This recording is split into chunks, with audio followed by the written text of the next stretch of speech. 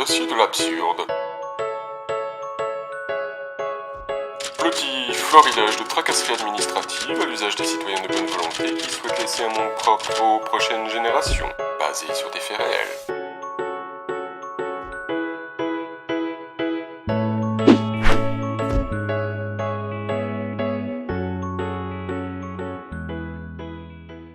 Mesdames et messieurs, bonjour. Bienvenue dans ce deuxième numéro des dossiers de l'absurde. Aujourd'hui, découvrons l'histoire des M, petites familles vaudoises qui souhaiteraient s'approvisionner en énergie d'une manière écologique. Idée louable, me direz-vous, encouragée d'ailleurs par la loi et qui vaudrait la peine d'être prise pour exemple.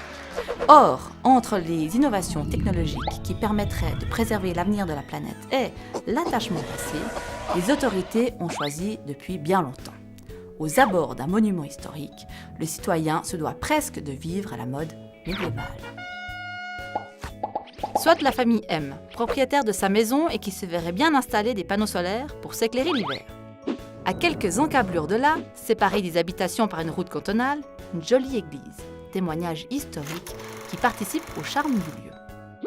L'article 46 de la loi sur la protection de la nature, des monuments et des sites dit que sont protégés tous les monuments de la préhistoire, de l'histoire, de l'art et de l'architecture et les antiquités immobilières et mobilières trouvées dans le canton qui présentent un intérêt archéologique, historique, artistique, scientifique ou éducatif.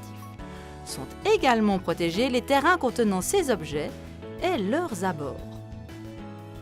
Sachant que pratiquement chaque village vaudois a une église, et en plus très souvent au milieu du village, que tout endroit est le fruit d'une histoire et que celle-ci laisse des vestiges, et enfin que la notion de terrain et leurs abords laisse libre cours à toutes les interprétations, on voit mal comment on pourra un jour poser des panneaux solaires ailleurs que dans une décharge publique, où, remarquons-le, personne ne songerait à habiter. Bref, notre petite famille est dans l'impasse et songe presque à faire pédaler mémé au grenier pour produire son électricité.